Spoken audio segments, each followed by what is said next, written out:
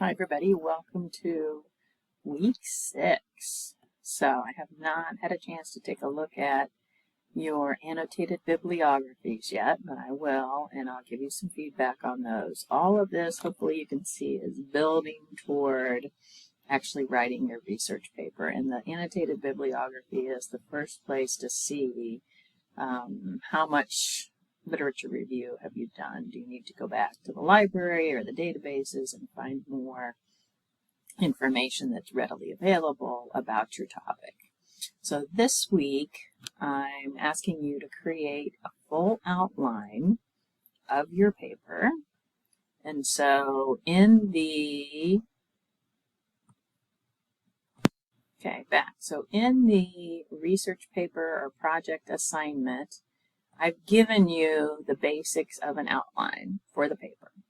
So what you need to do at this point is to fill in the details that you have so far, and it's okay if things change, to create a full detailed outline.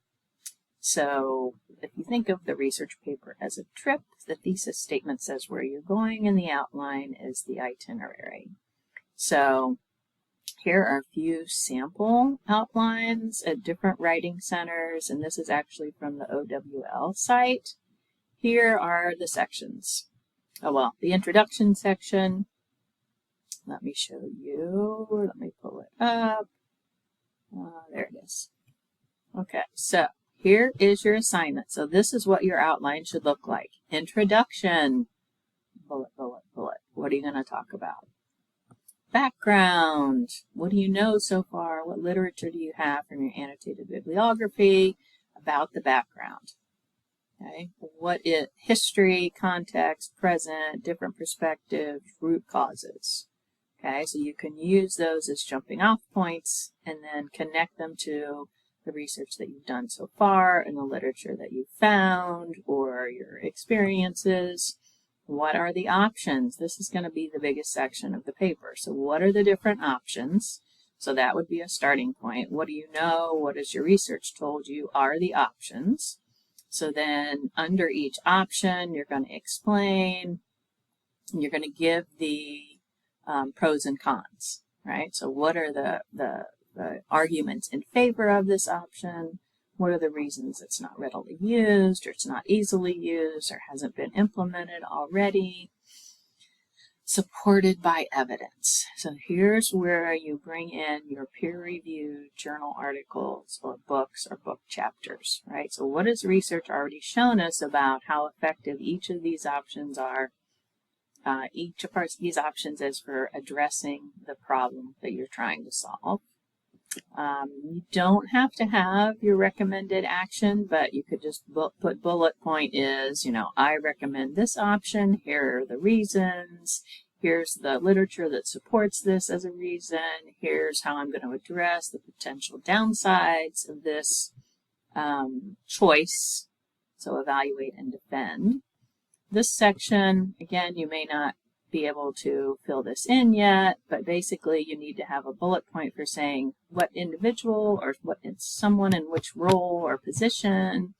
So it should be the mayor, it should be the president, it should be the company commander, and then using content from your leadership coursework. So this is the easy give me points that people miss.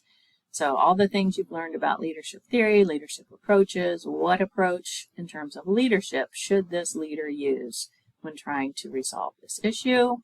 And then the conclusion revisits the thesis. Again, you might not have a lot of information on this right now. So really, for the detailed outline, the most important stuff is in the introduction, the background, and the exploring of the options. So at this point, you should have some ideas about each of these areas. And then your additional research can go in and find out, what work has been done in these areas to give us a little more background and grounding. So go back to the Canvas site. Okay, there's the basic outline. And then here is where you're going to submit that. So on the previous page, I said 1 to 2 pages.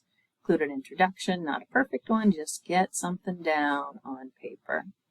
So include the citations that you have from your bibliography. If you know just in general which article or which chapter or which link is supporting the information, the facts, other people's ideas that you've put into your paper. If it's your unique idea, it doesn't need to be cited because you are the author. But if it's somebody else's idea that you took from an article or a chapter or a book, then it needs to be cited, but you know that because you just did the plagiarism training. So let me know if you have any questions. Have a good week.